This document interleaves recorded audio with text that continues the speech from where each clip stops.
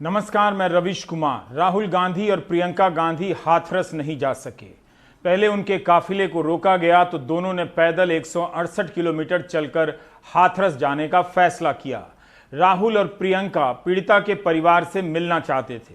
जब कानून व्यवस्था पर नियंत्रण का इतना दावा हो, तब भी ऐसे हालात क्यों हैं कि विपक्ष के नेता हाथरस नहीं जा सके।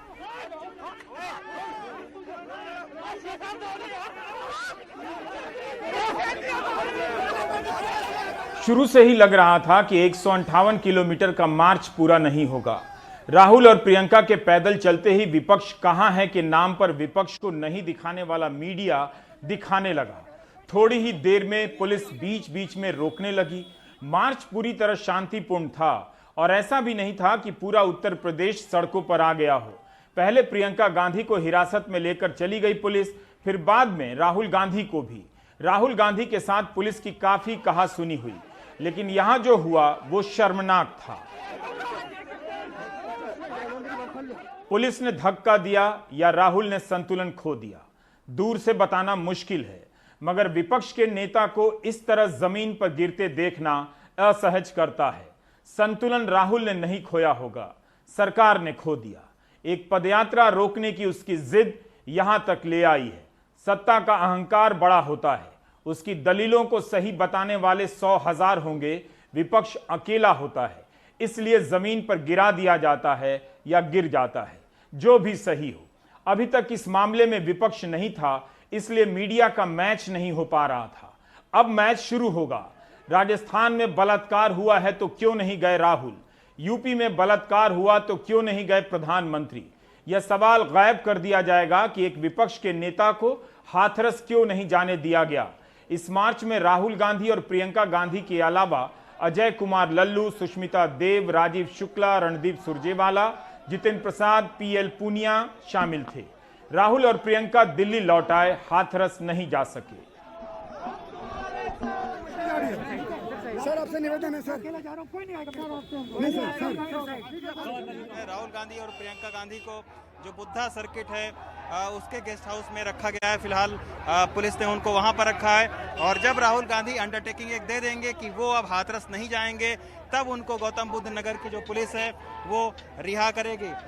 राहुल गांधी और प्रियंका गांधी को हिरासत में लेने के बाद में अजय कुमार लल्लू यहाँ पर जो है वो धरने पर बैठ गए थे और उनको भी अभी चूंकि पीएससी काफी भारी तादाद में यहाँ पर आई है तो उसने यहाँ से अब हटा दिया है। लल्लू जी से हम बात करने की कोशिश करेंगे। आप लोगों को कहाँ पर ले जा रही है पुलिस? ये सरकार जेल ले जाना चाहती है। जेल से थोड़े डरने वाले हैं। एक बार नहीं, 1 लाख 1000 बार जेल ले जाए, परिणाम जो भी हो, उस बेटी के न्याय के लिए कांग्रेस पार्टी सड़कों पर लड़ाई जारी रखेगी। कुछ भी हो जाए। आदरणीय राहुल गांधी जी को जेल ले गया, प्रियंका जी को जेल ले गए, लाठी चलाए, कार्यकर्ता घायल है, चोट लगी है, फिर भी हम डरने वाली नहीं, उस बेटी के न्याय के लिए संघर्ष जारी रहेगा। अब यमुना एक्सप्रेसवे को पूरी तरीके से खाली करवाया जा रहा है और ये 3-4 बसें यहाँ पर पुलिस ने लगवाई हैं और उसी में जो कांग्रेस के कार्यकर्ता हैं उनको ले जा रहे हैं। जिन कार्यकर्ताओं ने विरोध किया उन पर लाठीचार्ज भी हुआ है, कई सारे कार्यकर्ता घायल हुए हैं और बहुत सारे जो कार्यकर्ता हैं उनको हिरासत में लिया गया है। लेकिन फिलहाल आप देख सकते हैं कि आज सुबह से जो एक राजनीतिक जो पूरा घटनाक्रम चल रहा है यमुना एक्सप्रेसवे पर, उसका पटक्षेप अब शाम के तकरीबन 4:30 बजे होने जा रहा है।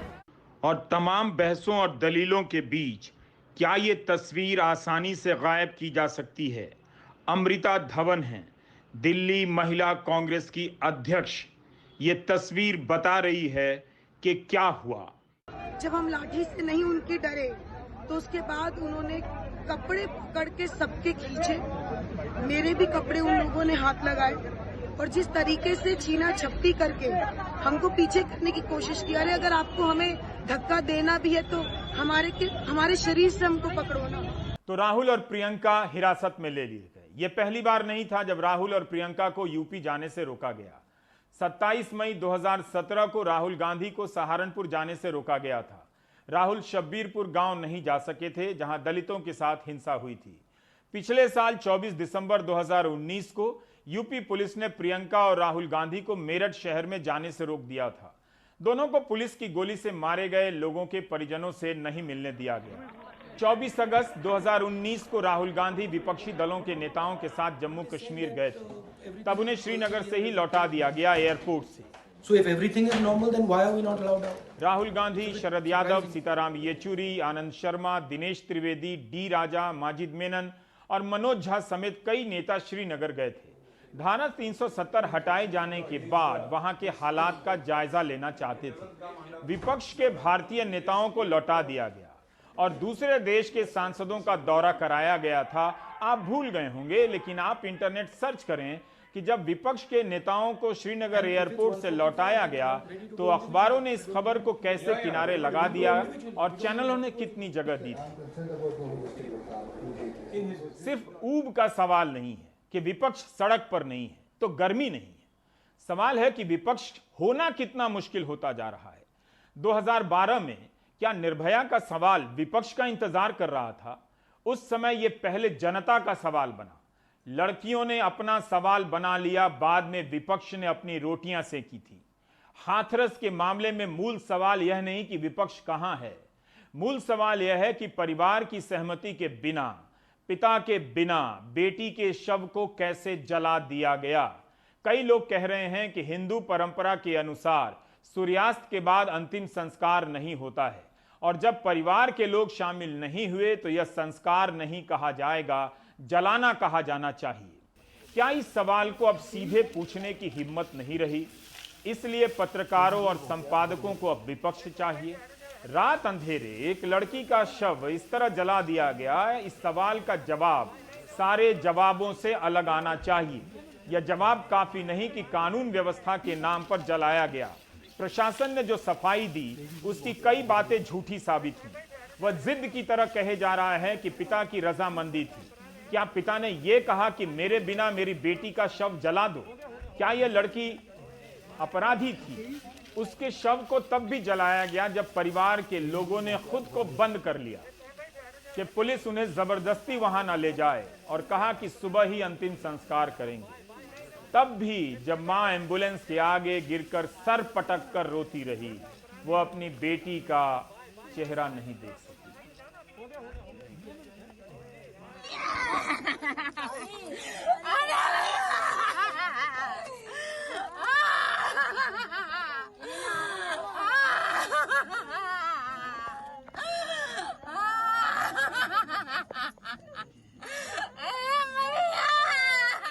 तो मूल प्रश्न यह नहीं है कि विपक्ष कहां है, और यह प्रश्न इसलिए नहीं लाया जाता कि बहस को लोकतांत्रिक बनाया जाना है, विपक्ष के सवालों को गंभीरता से जगह दी जाए, बल्कि इसलिए लाया जाता है कि सरकार से सवाल हटाकर विपक्ष को नकारा साबित करने का पंचिंग गेम शुरू हो सके। क्या वाकई हाथरस के मामले में विपक्ष कहीं नजर नहीं आ रहा था? हमने तमाम विपक्षी नेताओं के ट्वीट को लेकर एक डैशबोर्ड बनाया है ताकि आप देख सकें कि हाथरस की घटनाओं पर विपक्ष खामोश नहीं था। राहुल गांधी, प्रियंका गांधी हाथरस से पहले की घटनाओं को लेकर लगातार ट्वीट करते रहे थे। तेजस्वी यादव, कपिल सिब्बल, अखिलेश यादव, मायावती के भी ट्वीट दिखेंगे। दिल्ली के मुख्यमंत्री अरविंद केजरीवाल का यह ट्वीट भी है कि हाथरस की पीड़िता का पहले कुछ वहशियों ने बलात्कार किया, कल पूरे सिस्टम ने बलात्कार किया। बंगाल की मुख्यमंत्री ममता बनर्जी ने भी बयान दिया है, ट्वीट किया है कि हाथरस की बर्बर और शर्मनाक घटना पर टिप्पणी के लिए कोई शब्द नहीं है। परिवार के साथ मेरी सहानुभूति है। ज्यादा शर्मनाक है परिवार की मौजूदगी के बिना जबरन अंतिम संस्कार करना।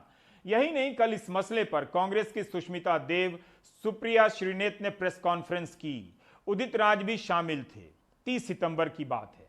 आपको यह सवाल करना चाहिए कि इस प्रेस कॉन्फ्रेंस की खबर कितनी जगह छपी है, कितने चैनलों पर इसे लाइव दिखाया गया या बाद में प्रमुखता से दिखाया गया। अगर वहां उसी परिवार को और हाथरस की बेटी को न्याय देना है, उसका सिर्फ एक ही जवाब है कि अजय बिष्ट को उत्तर प्रदेश के मुख्यमंत्री पद से इस्तीफा प्रधानमंत्री को मांगना चाहिए। इससे कम या इसको प्रधानमंत्री नहीं करते हैं, हम आज इस मंच से कहना चाहते हैं कि किसी तरह का न्याय हाथरस की बेटी के साथ नहीं होगा। उन्होंने एसआईटी का गठन किया, मुख्यमंत्री जी का ट्वीट आया। मैं अजय बिष्ट जी से पूछना चाहती हूं, क्या इस एसआईटी के पास वो पावर है कि उत्तर प्रदेश के मुख्यमंत्री को बुलाया जाए उस एसआईटी में? आज अपराधियों का अरेस्ट हुआ, पर मुख्यमंत्री को एसआईटी के सामने जवाब देना चाहिए कि जिस बच्ची का इस तरह से बलात्कार हुआ, जिसकी रीढ़ की हड्डी टूटी, आपने उस बच्ची को पहले डिस्ट्रिक्ट अस्पताल में रखा, आपने उसको फिर अलीगढ़ के एक अस्पताल में रखा, 8 दिन एक नॉर्मल वार्ड पे रखा, और सफदरजंग हॉस्पिटल में आपने तब पहुंचाया जब शायद उसका अंतिम वक्त आ चुका था। इसका दायित्व कौन लेगा? विपक्ष कहां है? यह बेहद चालाकी भरा प्रश्न है ताकि चैनल आपको यह बता सकें कि हम इसलिए चुप हैं कि विपक्ष सवाल नहीं कर रहा है। सवाल करता है तो कहा जाता है कि सड़क पर नहीं उतर रहा है, सड़क पर उतरता है तो कहा जाता है कि शांति भंग कर रहा है या नौटंकी कर रहा है। इस पैटर्न को आप समझ लें। संस्थागत रूप से विपक्ष को जनता के दिमाग और उसकी नजरों से गायब किया जा रहा है ताकि आपको और कमजोर बनाया जा सके। विपक्ष तो आप भी हो सकते हैं, लेकिन डॉक्टर कफील खान का उदाहरण याद रखिएगा। विपक्ष कहां है का सवाल करने वाले संपादकों या विद्वानों से आप एक सवाल कीजिए। इलाहाबाद हाईकोर्ट ने कहा है कि डॉक्टर कफील खान पर अवैध रूप से रासुका लगा दी गई। उसके बाद कितने लोगों ने इस बात को लेकर सरकार को घेरा और प्रधानमंत्री से पूछा कि आप लोकतंत्र की बात करते हैं, लेकिन ऐसे सिर्फ भाषण देने के लिए किसी को 6 महीने जेल होगी और अवैध रूप से रासुका लगाई जाएगी तो लोकतंत्र खत्म हो जाएगा। बेशक यह आलोचना हो सकती है कि क्या ट्वीट करना ही विपक्ष की राजनीति है, लेकिन यह भी अजीब सवाल है, अधूरा सा। नेताओं के ट्वीट से ही न्यूज चैनलों के सुबह की बुलेटिन भरती है। कई ब्यूरो चीफ और राजनीतिक संपादक उसे रीट्वीट कर अपना डेली रिपोर्ट भरते हैं। नेताओं के ट्वीट से शाम को चैनलों पर डिबेट का 1 घंटा भर जाता है, वरना खबर ना हो उनके पास। और जब विपक्ष ट्वीट करता है तो सवाल होता है कि सड़क पर नहीं है, नेता एसी के कमरे में बैठकर ट्वीट कर रहे हैं। अब कितने लोग मायावती के इस बयान को प्रमुखता से दिखाएंगे? तो मेरा केंद्र की सरकार को यही कहना है कि यूपी गवर्नमेंट नहीं जाग रही है। आदित्यनाथ योगी इस लायक नहीं है कि वो लॉ एंड ऑर्डर को संभाल सके।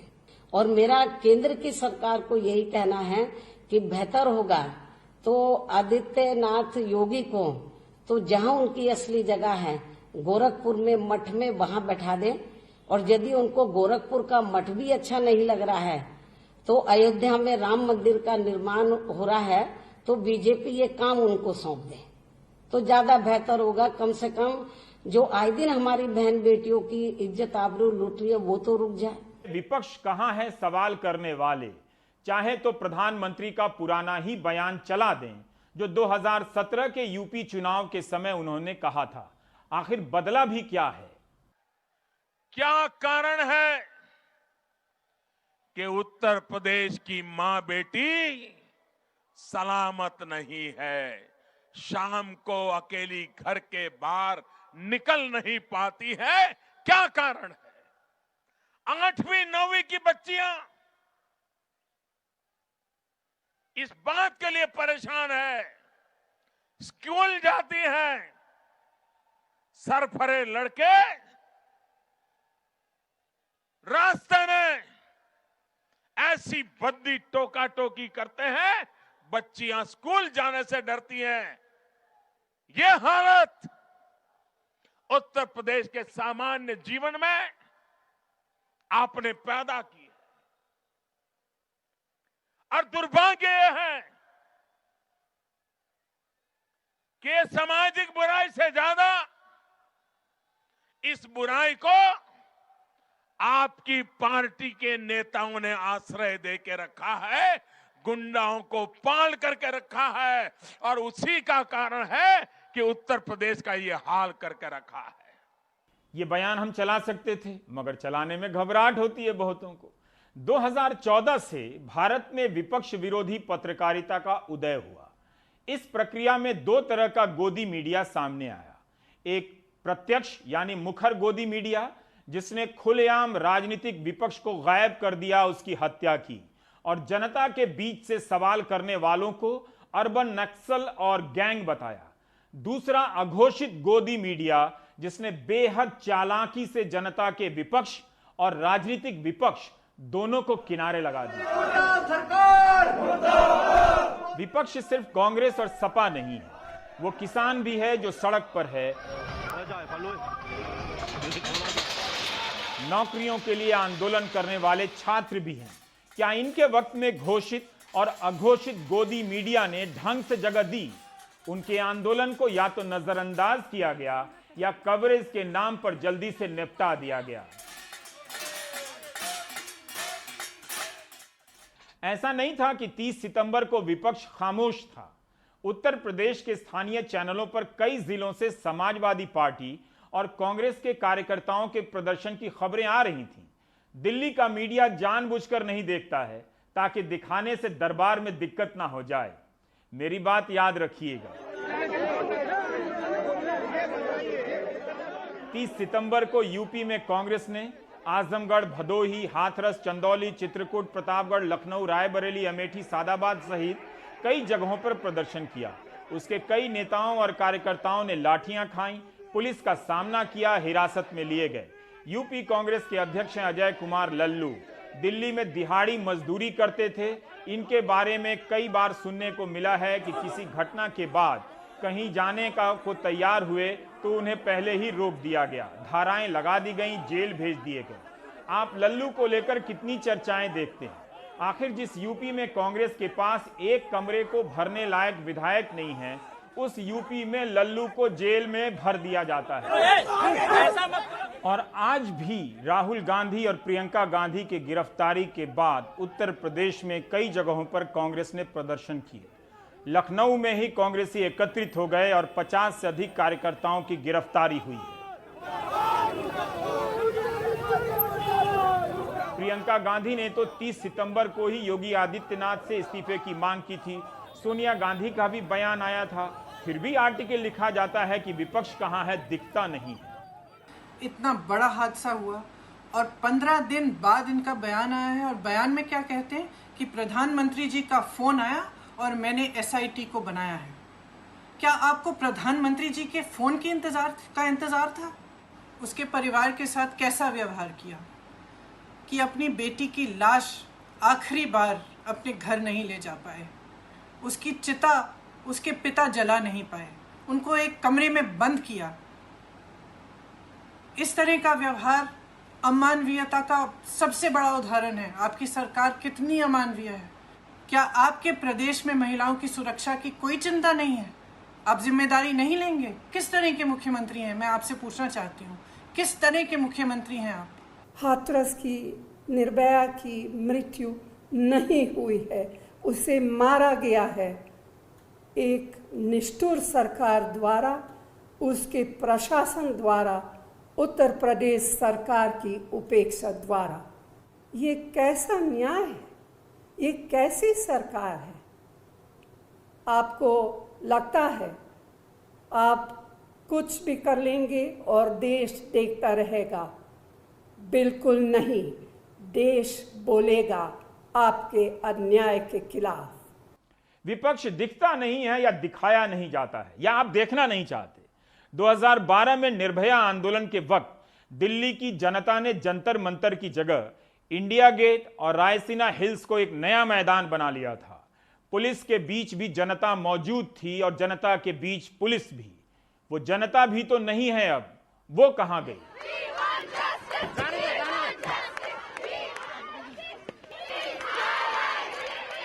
पहली बार दिल्ली शहर की लड़कियां सड़कों पर आई थीं, अलग अलग मोहल्लों से बैनर पोस्टर लेकर आई थीं। आज आकर देख लें, उन सभी पर यूएपीए की धाराएं लगा दी जाएंगी या फिर वहां तक पहुंचने नहीं दिया जाएगा, और कोशिश करेंगी तो उनके खिलाफ यही चैनल हो जाएंगे जिनके हवाले से पूछवाया जा रहा है कि विपक्ष कहां है। उन्हें देवांगना, कालिता और नताशा नरवाल की चार्जशीट पढ़नी चाहिए। कोर्ट कह रहा है कि उनके भाषण में कुछ भी भड़काऊ नहीं है। उमर के भाषण को आप खुद सुन लें, कुछ भी भड़काऊ नहीं है, फिर भी दंगों की साजिश में इन्हें गिरफ्तार किया गया है। इसलिए निर्भया के नाम पर विपक्ष को दुत्कारने से पहले यह देख लें कि विपक्ष होना कितना असंभव होता जा रहा है। हर बार प्रसून जोशी गीत नहीं लिख सकते, और अब लिख भी देंगे तो 1 घंटे उनको टीवी पर बिठाकर गवाया नहीं जाएगा। अब तो बिल्कुल ही नहीं लिख सकते। इतना आसान नहीं होता है सरकार के सामने गीत लिख देना। जब पत्रकार और गीतकार दरबारी हो जाएं तो फ्लैशबैक में जाना चाहिए। मनमोहन देसाई का सबसे बड़ा योगदान है फ्लैशबैक। विपक्ष को कायदे से खत्म किया गया है। वो दिखे नहीं, दिखे तो दिखाओ नहीं, ना बोले तो कहो चुप है, बोल दे तो मजाक उड़ाओ। आपको एक और उदाहरण देता हूं। यह एक और नेता का घर है, चंद्रशेखर आजाद रावण का। ना तो इनकी पार्टी के 50 विधायक हैं, ना 20 सांसद। पार्टी ही मार्च में बनी, इसके बाद भी चंद्रशेखर रावण को घर में बंद रहने को कहा गया है। जो नोटिस दिया गया है उसमें लिखा है कि आपको अवगत कराना है कि जनपद में धारा 144 सीआरपीसी लागू है। विश्वसनीय सूत्रों से संज्ञान में आया है कि आपके भ्रमण तथा आचरण से भीड़ एकत्रित हो रही है, जिससे जन सामान्य में शांति भंग का खतरा हो रहा है, किसी अप्रिय घटना की आशंका है। अतः आपको अवगत कराना है कि वर्तमान में आप अपने घर पर ही मौजूद रहेंगे। यदि इस नोटिस के बाद भी आपके द्वारा इस तरह का कृत्य किया जाता है तो आपके विरुद्ध विधिक कार्यवाही की जाएगी। एक नई सी पार्टी के नेता के भ्रमण पर यूपी को इतना खतरा है तो सोचिए विपक्ष को घर से ना निकलने देने पर कितना पहरा होगा। उत्तर प्रदेश में तानाशाही चल रही है, गुंडागर्दी चल रही है, अपराध बढ़ रहे हैं, अघोषित इमरजेंसी चल रही है। मुझे घर पर बंद किया गया है, मेरे घर को छावनी बनाया गया है, क्योंकि मेरे ऊपर आरोप है कि मैं बाहर जाऊंगा तो न्याय व्यवस्था बिगड़ सकती है। न्याय व्यवस्था तो बिगड़ इसलिए रही कि मुख्यमंत्री अपराधियों का संरक्षण कर रहे हैं। उत्तर प्रदेश में अपराधी सत्ता के संरक्षण में लगातार अपराध कर रहे हैं। हाथरस के बाद भी आजमगढ़ की घटना, बलरामपुर की घटना, बुलंदशहरी घटना इस बात की गवाही दे रही है कि उत्तर प्रदेश में अपराध जो है वो चरम सीमा पर है। सीपीएम, सीपीआई से लेकर तमाम विपक्षी दलों ने हाथरस की घटनाओं पर कड़ी प्रतिक्रिया जाहिर की है, बयान जारी किए हैं। समाजवादी पार्टी के सभी सांगठनिक इकाइयों ने कल ट्वीट किया था, 30 सितंबर को प्रदर्शन किए थे और उनके कार्यकर्ताओं ने लाठियां खाई थी। लखनऊ में मुख्यमंत्री आवास के बाहर सपा कार्यकर्ताओं का प्रदर्शन हुआ था। लखनऊ में कैंडल मार्च निकला है।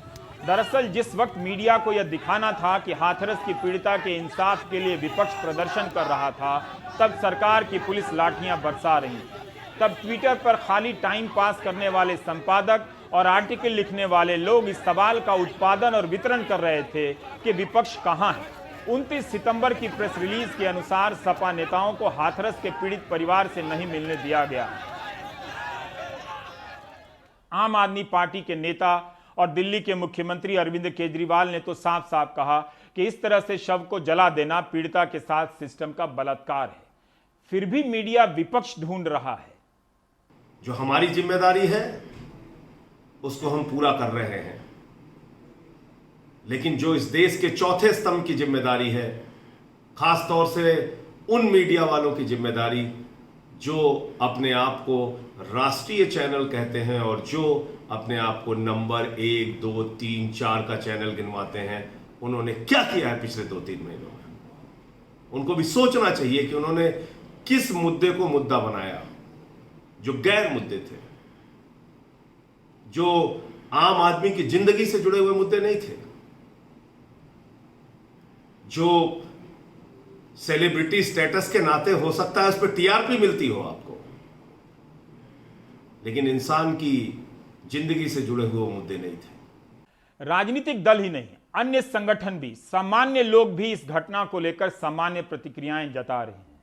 दिल्ली हाईकोर्ट में प्रैक्टिस करने वाली महिला वकीलों ने मुख्य न्यायाधीश को इस बारे में पत्र लिखा है और जांच की मांग की है। हमने चीफ जस्टिस ऑफ इंडिया और सुप्रीम कोर्ट के अपने माननीय न्यायाधीशों को एक पत्र लिखा है, हम 50 महिला वकीलों ने, क्योंकि हमारे अनुसार इस देश में हमारी सुप्रीम कोर्ट के जो न्यायाधीश हैं वो सबसे सुप्रीम मॉरल और लीगल अथॉरिटी हैं, और हमने उनसे यह रिक्वेस्ट की है कि ये एक इतनी गलत हरकत है, इतनी घिनौनी हरकत है, इतनी गैरकानूनी हरकत है कि एक हाईकोर्ट के न्यायाधीश जो कि अभी भी हाईकोर्ट में हैं, वो इसकी इंक्वायरी करें, इसकी जानकारी प्राप्त करें, और जिसने भी इस लड़की की के देहांत के बाद उसका इस तरह फोर्स्ड क्रिमेशन किया है और क्यों किया है, और इसके रेप केस में इंक्वायरी में डिले क्यों हुआ है, अभी तक ये पता क्यों नहीं चल रहा कि ये रेप विक्टिम थी या नहीं थी, इसकी इंक्वायरी करें और ये पब्लिक में लाएं। ऐसी आवाजें भी विपक्ष हैं, आम लोग भी लिख रहे हैं, बोल रहे हैं, वो भी विपक्ष हैं। विपक्ष आगरा के सफाई कर्मी भी हैं, जिन्होंने हाथरस की घटना के विरोध में चौराहे पर कूड़ा डालकर विरोध किया और नारे लगाए। पुलिस ने इन्हें समझाकर अलग कर लिया, मगर क्या ये विपक्ष नहीं है? क्या ये उस जनता में नहीं गिने जाएंगे जो बोलने का जोखिम उठाती है? हमेशा उन्हीं को क्यों गिना जाए जो बोलने की हिम्मत नहीं दिखा सके और डर गए? कई बार विपक्ष सरकार के भीतर से भी बनता है। चुप रहने वाले सांसद आपस में ग्रुप चैट करने लगते हैं, अमित शाह जी को मत दिखाना कि गलत हो रहा है, मगर उन्हीं में से कुछ बाहर आकर बोलने लगते हैं। अब ये और बात है कि पार्टी ने कहा या उनकी अंतरात्मा ने। सबसे पहले बीजेपी के सांसद हंसराज हंस ने योगी आदित्यनाथ को पत्र लिखा और इंसाफ की बात की। उसके बाद बीजेपी के 4 अन्य सांसदों ने भी बयान दिया कि गलत हुआ है, इससे पार्टी की छवि को नुकसान पहुंचा है। इनके नाम है विनोद सोनकर, कौशल किशोर, अशोक कुमार रावत और उपेंद्र सिंह रावत। इसके अलावा चिराग पासवान ने मुख्यमंत्री योगी आदित्यनाथ से बात करने की औपचारिकता निभाई। जनता दल यूनाइटेड के केसी त्यागी ने दोषी अधिकारियों के खिलाफ कार्रवाई की बात की। क्या यह कोई नई लाइन तैयार की जा रही है कि सारा दोष अधिकारियों पर डालो और सरकार को बचाओ? क्या कार्रवाई अब हो सकेगी? इसके बाद भी बीजेपी के मंत्री का बयान इन चिंताओं के कितना अनुकूल है, आप खुद सुन लें। जो एक्सप्रेसवे पे चल रहा है वो फोटो ऑप ही हो रहा है, न ही कोई सहानुभूति या संवेदनशीलता उनकी तरफ से या प्रियंका गांधी जी की तरफ से दिख रही है। आप सब्र नहीं है, क्योंकि आपका फोटो ऑप का जो पीरियड है वो राहुल गांधी और प्रियंका वाड्रा जी आपका निकल जाएगा, इसलिए आप 2 दिन या 3 दिन वेट नहीं कर सकते, और आप आज ये पूरा का पूरा आपने एक ड्रामा रचा है। इस बीच पोस्टमार्टम रिपोर्ट में बलात्कार की पुष्टि नहीं हुई है। कानून के जानकार इस पर सवाल उठा रहे हैं, मगर इस पर बहस फिर कभी। जिलाधिकारी जी जो कह रहे हैं वो आप सुन लें।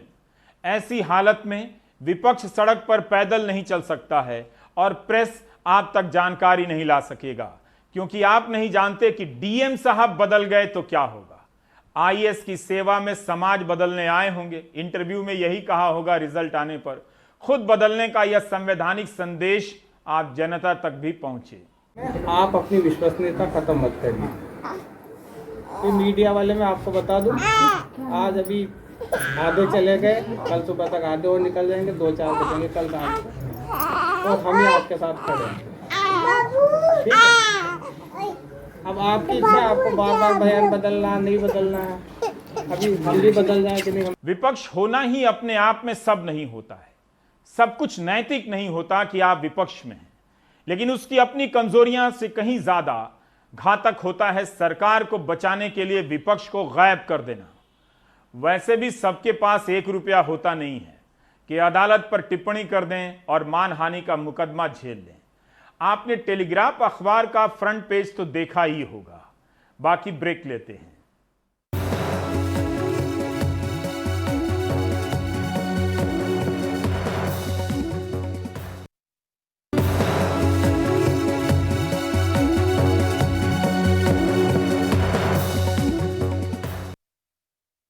हाथरस की चिता की आग अभी बुझी भी नहीं थी कि उत्तर प्रदेश से रेप की 3 और घटनाएं सामने आ गईं। बुलंदशहर, बलरामपुर और आजमगढ़ में घटनाएं हुई हैं।